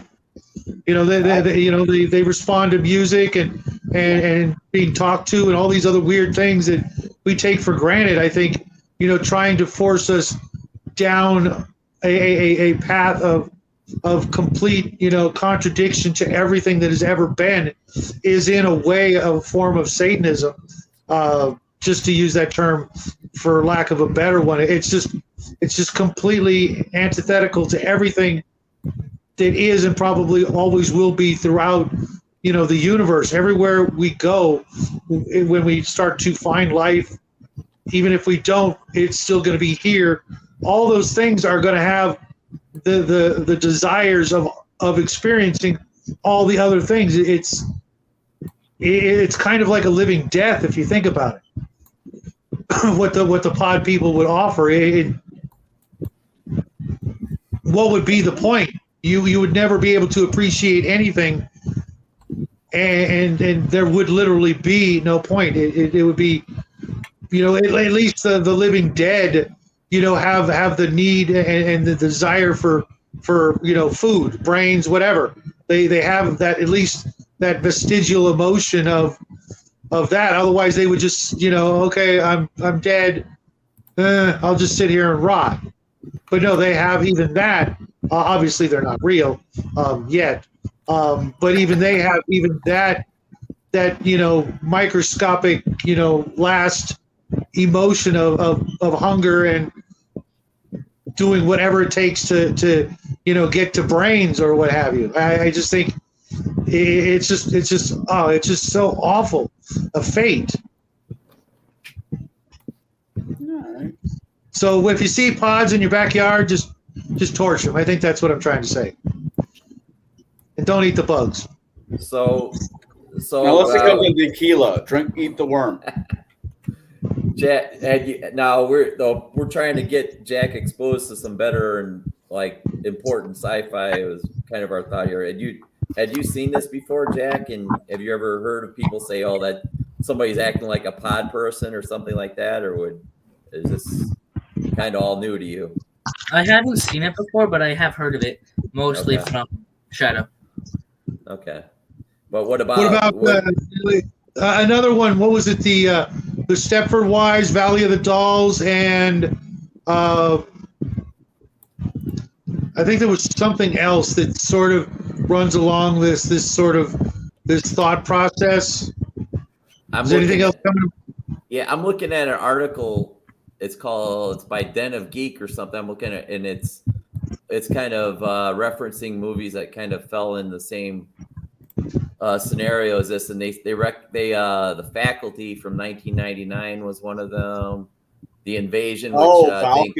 Oh my God, I forgot about that movie. Connell mentioned The Invasion from 2007. Fucking Frodo was in that movie. Oh my God, I forgot about that movie. But would you so Jack, would you recommend this to somebody like a peer of yours, somebody your own age? Do you think they would get it or not get it? Would you even ask them to watch probably, it? Maybe. Probably not, but if somebody specifically asking about it, I would say yes, but I wouldn't actively go out of my way to recommend something like this because, well, one, most people are terrified of black and white movies for some idiotic reason, and also people are terrified of the time period for probably the same idiotic reason. I don't think that's by accident. To be honest. No, I know that. I feel kind of targeted with that first statement.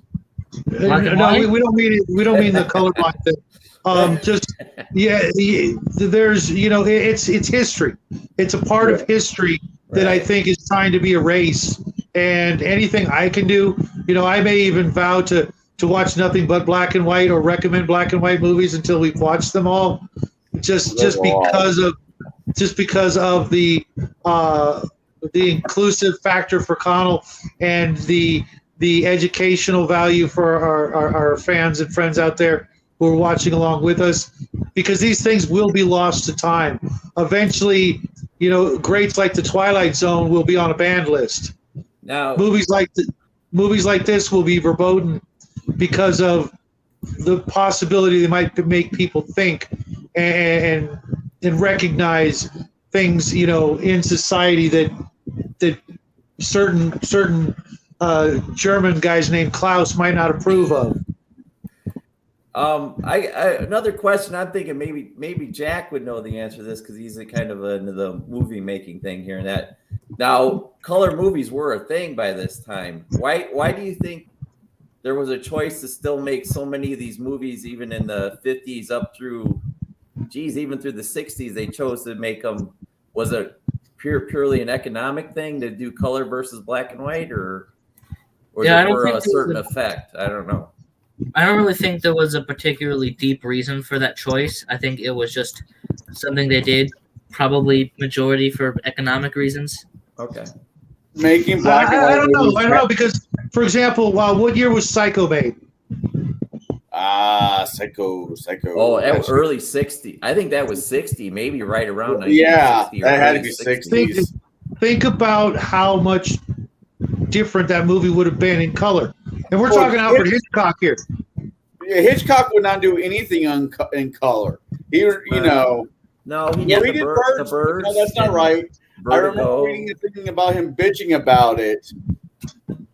But Birds was in color. Vertigo was in color. Yeah. Um, What was the one where the girl was blind? Was that Hitchcock? I can't He think did now. Rear Window. Yeah. I think that was black and white. I Okay. think some of the greats realized what was left to the imagination was better, Me. and the distraction. I wonder maybe if it was because there was the blood splatter scene, right? The issue with the blood inside. in the shower. So maybe I wonder if doing the blood and being black and white Well, Psycho would came have out gotten in him 1960.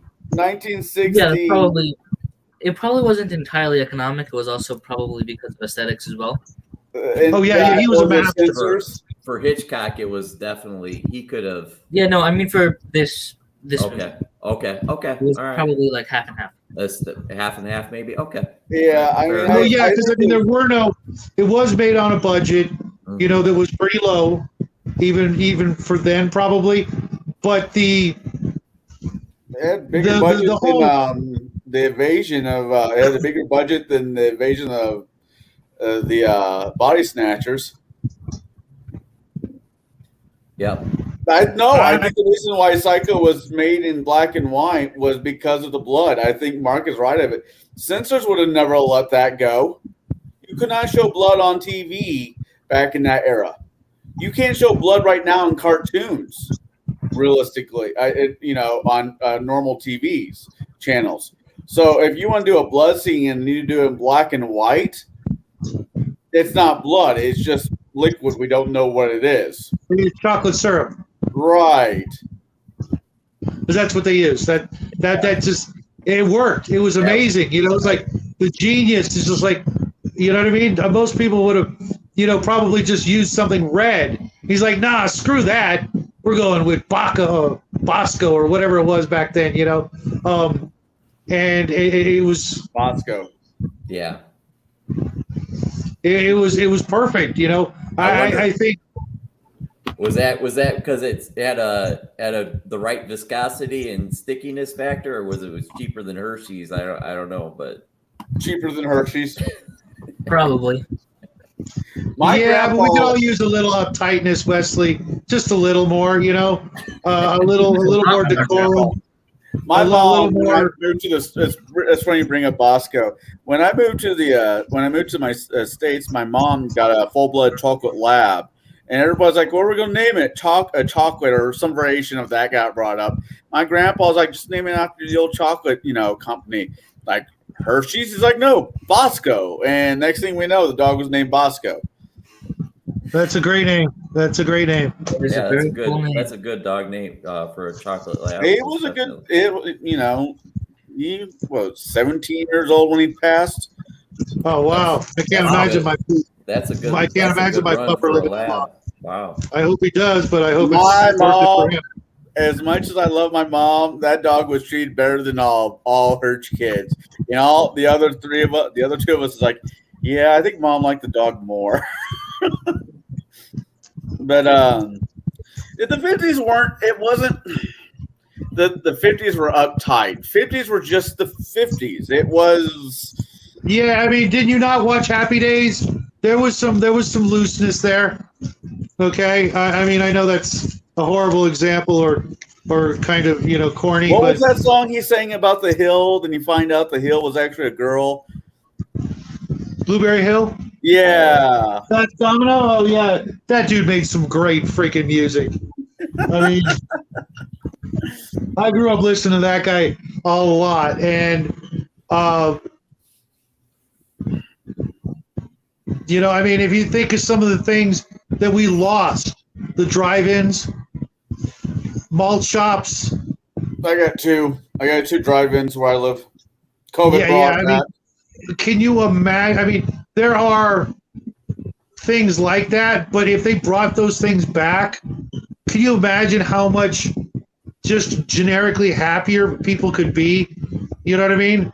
Just those two things alone. Those two things alone made for absolute iconic Americana. Just those two things for such a long period of time. Okay, Leslie, you're just being silly now. They just. He's not wrong, but I mean, Elvis was threatened to be sent to jail for the way he danced. I understand, but at the same time, we had to go through that sort of period to get to the 60s and the 70s and the 80s, and then we should have stopped at the 80s. You heard it, Jack. Sorry, you got to go. You weren't born in the 80s. No. I mean, I don't mean that. I don't mean. Yeah, we're going to find a device to stop time. No, I mean that's sort of the 80s should have lasted all the way until the year 3000. You know what I mean? We just All right. You could keep your what was it? Glamour rock with your hairspray and your guy liner and big freaking chick hair. Oh yeah, dude. Yeah.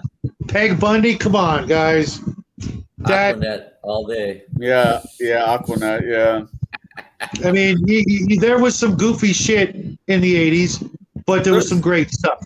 And it had that positivity in a way. The 80s, because it was like trying to go back to the 50s, but like the Jetsons sort of 50s, if you know what I mean. As a nation, I always thought the 80s was basically as a nation becoming like an angsty teenager. Because that's the only way I can explain the 90s. I don't know. Skinny ties and you think we could bring back skinny ties and parachute pants, Jack? Oh, I know. No. Sign me up. Oh, hell yeah. Hell yeah. I'm all right with the skinny ties. But no one needs to be dressing or dancing like MC Hammer. Let me rephrase that. Reverend MC Hammer. These weren't MC Hammer pants. Dude, I had a non-stop string of parachute pants, wrestling shoes, and skinny ties, and the hair. See? I must be thinking of parachute pants. I have to look what they were nylon pants, but they had tons of zippers on them. They weren't. They were basically like kind of like a tight-fitting. Military BDU pants with the pockets in all the same places. Oh, okay. I'm thinking. I'm thinking of something else. When you walk, not like a corduroy swish, but a nylon swish. During the early 2000s, there was those pants that came out of Hot Topics that had like zippers and hooks and pockets everywhere. That was a punk thing. That was a punk thing trying to come back. Parachute pants were like made out of sleeping bag material. Yeah. Super freaking thin. Super thin. And you had to wear underwear. You could not go commando. Trust me, you had to wear, boxers or something. Because I guess my question is, since we're all guys here, when you're walking, how were you? I mean, I make a joke, all it takes is a strong breeze someday, but if those pants felt like that and they were that thin, how do you not walk around with a bulging thought process? Well, you had to wear some boxers or something. Whatever you're, I mean, you couldn't do commando. You just couldn't. Everybody would know what you're up to, which is a phrase I actually used in reference back in the 80s. Because I had some white parachute pants. And yeah. That gives a whole new meaning to me in my life. That is really, really gay. That's pretty funny because I was never lonely on a Friday or Saturday night. I understand how that goes. Too gay. No. No, extremely gay. No, Jack is right. Extremely gay. He was very much happy. No, Yeah, it's funny. It's funny you mentioned that because didn't they use that word in the movie? Gay in the old fashioned reference. I think so. I mean, last time I actually heard any of those words actually used appropriately was probably Nightmare Before Christmas, where Jack is in a Christmas land and he's looking at a snowflake and says, "How queer," not meaning it's gay, but it's strange. And gay meaning happy, not what it means now. Which is weird how those two words got altered over the course of history. Well, queer still means strange. Right, but they had other words they could have used back then, but it's just weird when you think about the But it's still pretty accurate. Well, we really should stay away from the English language. I don't think Max has time to show up today and school us all on the whatever book that he the American English language is based on. Chicago Book of Style or something like that. Yeah. Yeah, we always did MLA in my classes and that, but he argues that. Well, he never watches the show anyway, so. No, he hopped on the show a few times. Oh yeah. When I was over in Ireland, they when somebody said they'd use it as they're using it now. But when I came to the States in high school, you said they. It's like, do you have a mouse in your pocket? It was so.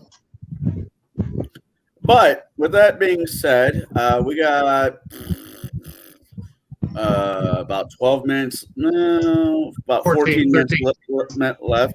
So I want to wrap things up. Who pick is it this time? Jackson's. Mine. No. Yes, it is. Veto. It's not. I'm not picking some stupid movie. I'm picking a book. All right, a book from like the 20s, not even the 20s. Well, yeah, very early 20s. It was written by some Russian guy back in the very beginnings of the Soviet system. The very first book ever banned by the communists. It wasn't released in Russia until way after it was released in every other country. It was the inspiration for pretty much every dystopian piece of literature that we know today. 1984. Fahrenheit, the world, all of them. Really quick, Jack, because it is a book, I'm going to say let's put this one on the back burners as it has a certain time it needs to be read by, because getting a hold of said book might be a little bit of a There's an audiobook on YouTube. What? There's an audiobook on YouTube. Oh, well, there's that. The second part of this argument is like, no books until we do Dresden Files. I don't care. I've been waiting for this one for like the entire month. I've been waiting for Dresden Files for the last 2 months. We should have done it already. I agree. All right. Well, damn it. All right. What's the book? What's the name of the book? We by Yevgeny Zamyatin. Oh, God. If everybody can get it on YouTube and it's not. I probably have to. There's a version. There's actually a version by a guy, Charles Miller, who it's read by a guy who sounds pretty similar to the guy who read the Dresden audiobooks. I don't think it's the same guy, but they sound relatively kind of similar. Jack, you're lucky you're my favorite nephew. That I am. No, separation of church and state is in the Bill of Rights. You're absolutely right. It's not in the Constitution, but it's in the Bill of Rights. Okay, so we're doing we and not the French we, because no one's saying yes to this other than Jack. Fair. We put it through. The French translation. Well, I put it through. He did. He did right by us and all our picks, including freaking Teen Wolf. I will never watch that movie again. Teen Wolf? Yeah. Yeah, I don't need to. I mean, I'll be lucky if I've got 50 years left, and twice every 50 years is enough.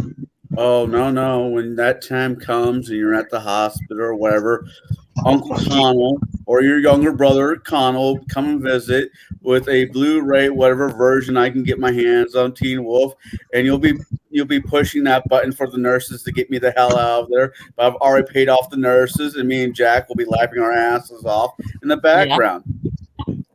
Yeah. Amazon's telling me Kindle version on Amazon is 45 cents. Oh, really? Wow, that much. Wow. So it's cheaper than The Scientist, is what you're saying. The Kindle, the digital book is telling me it's 45 cents on Amazon Kindle edition. How's it spelled? W-E? We? Yep. Yeah, W-E. It might be I mean, this is obviously 6 hours and 52 minutes of my life I'll never get back. Is basically what I'm seeing here. Yes, that's exactly. Half a Dresden novel. All right, tell you what. We'll do this. We will do this. I'll go with it. Hey, but it's your pick next. So what are we watching after this? Rocky. Wait, It's what? not bad. It's a good movie. It's a great movie. I mean, it really is. Yeah. I don't know. I'll definitely think about it, but I do. I want to knock out Summer Night before the end of the year. So sometime. So yeah, I agree. But we've got vacation time coming up. We just don't know about the Thanksgiving vacation yet. What's happening with us for that? But what is your pick, Connell? Because you're next after Jack. Actually, I don't want to do. I want to do. I don't know. Well, I'll have an answer for everybody throughout this week by next Sunday, because I actually don't want to go into. As much as I would love to say Rocky, I don't want to do any trilogies. No Lord of the Rings, no Rocky, nothing where we have 3 to 5 movies to go along with it. I think most of these movies, unless we all agree upon it, should be one-offs. Yeah. And you know what? I could see doing a trilogy or something like that later down the road, because there are some good ones out there. Yeah. I mean, First Blood, just doing First Blood or Rocky. But my problem is once we watch with me is once I get done watching one of them, I'm going to want to watch 2, 3, 4, 5, 6, whatever, or maybe I don't know. No. I know what we're watching. The cartoon version of The Hobbit. Excellent choice. I love that one. I love that. Haven't seen it. Nope, that's an absolutely excellent choice. Then after that one, I might do the Lord of the Rings just because it's just one long cartoon after that. Next one is. But yeah. The hard part is finding the Return of the King animated. Yeah. So it's weird why that. I'm not sure why that is, but yeah, you're right, Shadow. That's the hard one. I've seen it one time, and it was glorious, but one time. I've seen it, but yeah, it's. And of course, Molten shows up right at the end. Yeah, Multiple Gunman. Oh, hey, Multi, what's happening, man? But no, after we read and discuss, we will do. My pick is the 1974, 75. I know it's somewhere in that era. The Hobbit, the animated version of it, which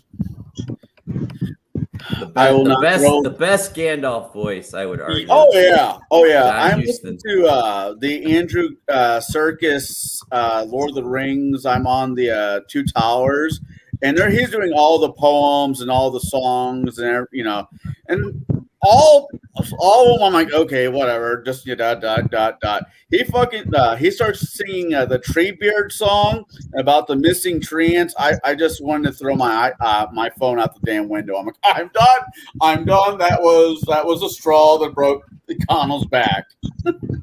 Yeah, you know what though? Have you done any Renaissance fairs? Oh yeah.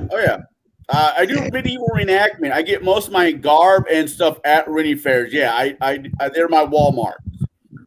Okay, well, first that reminds me, you're going to be making me some chainmail soon. Paying for it? Yeah, of course. Okay. Why wouldn't I? I'm just not paying for that book you're supposed to mail me. The music, because I've been to a couple Ren fairs as well.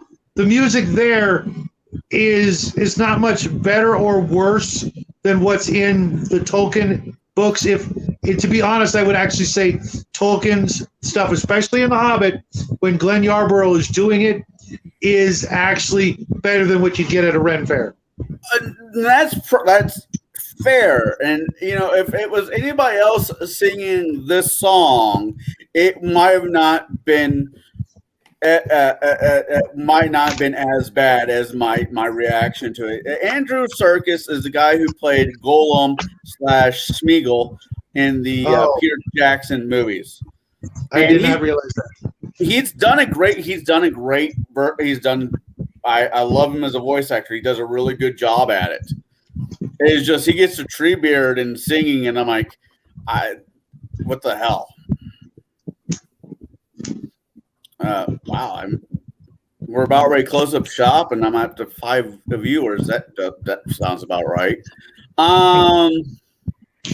So, Mark, what do you got going on?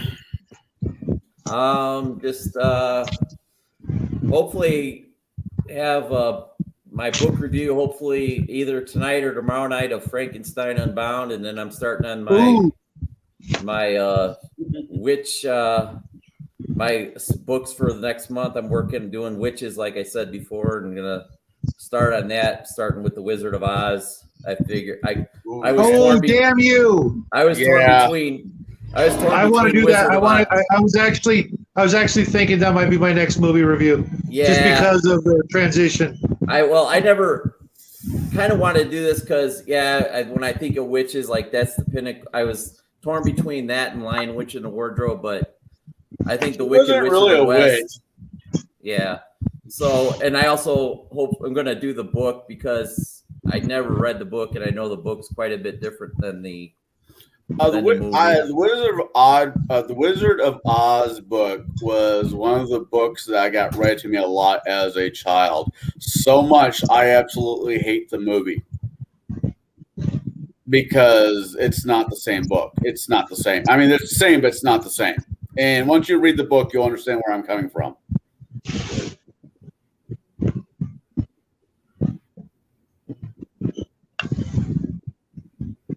Mark, still there? He's frozen. I was actually thinking about that for next week, Wizard of Oz. But I'm like, no. Movies seem to do better for us, but no, I'm not going to argue. The week for Jack is fine. We can knock that one out. That's only 6 hours. Yeah. Anything that's like in the 30s, the 24 to 30 hours to audios, I'm like, that's going to be rough. Yeah.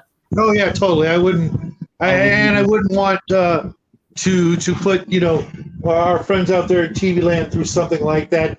I like to keep it short and sweet, so that they can just add it to their week as opposed to make it their week. You'll find that out when you start doing Amber because it's you can read that book in a day. In like Princess. I started reading the Prince book. It's interesting. No, it kind of reminds me of like 3 other books that might have been using this as a reference point. But all right, guys. We've been almost at this for 2 hours. Mark's gonna come back. I'll let him say his goodbye, then you'll do yours, and we're gonna send this calf off to the market. All right, Mark. Yeah, my computer crashed for some reason. Sorry about that. I don't know what happened. All right, so Wizard of Oz, you're going to be doing books on witches, Narnia, Wizard of Oz, and books on that one, on that thing. I think that'd be really cool. I wish I could think of any books to actually reference throughout there that are witch theme. I remember that movie as a kid where Kay goes on vacation with his grandma, and a bunch of witches were trying to turn the kids into mice. I think it was called Witches.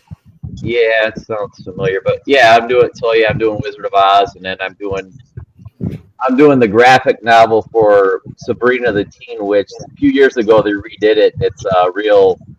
It's not the Netflix one. It's the Netflix one spun out of that.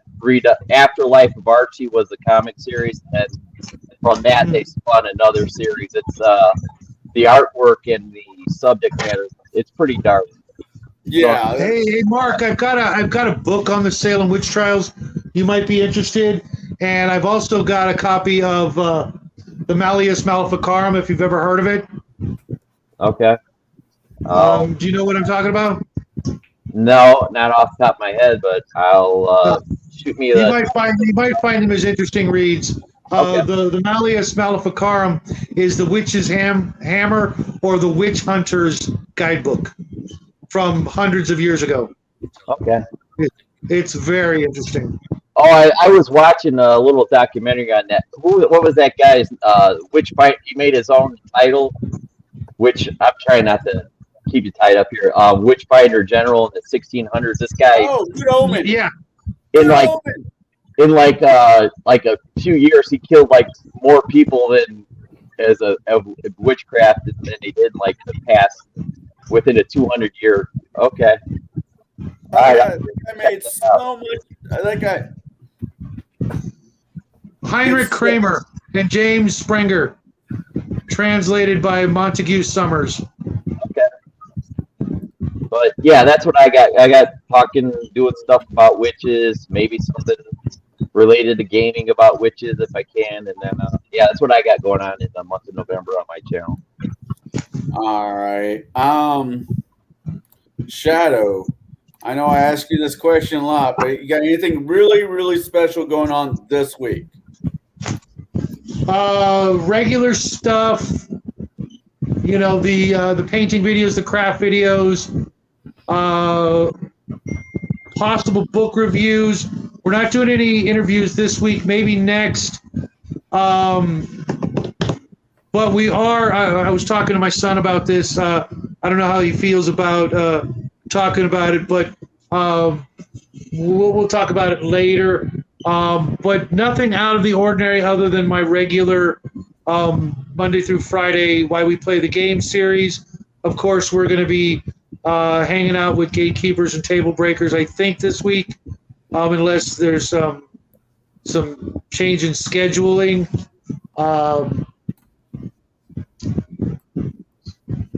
But yeah, well, it depends. If we get to go to the gun show, then we'll bring back some goodies and show those off Sunday. All right. Well, wish us luck because we really want to go. Oh, I'm sure. All right. Well, for everybody out there who's watched this, thank you for watching this. Send us a link. Send us a like button if you like what we're talking about. Next week, we'll be talking about the Russian novel. I am not going to try to pronounce the name. That's Jack's problem, not mine. But I look forward to listening to it as I'm driving or painting or drinking, whichever of the three comes first. Well, not drinking and driving. That's just a bad idea. Yeah. With that being said, I hope that everybody has a good weekend. Remember, in 2 weeks, Thanksgiving is coming up. So pull out your recipe books. Think of something. Think of something fun to eat. Bring it to your family, or hell, just make it for yourself. And everybody have a happy holiday season. We'll see you next Sunday. Same bad channel, same great place. Talk to you later.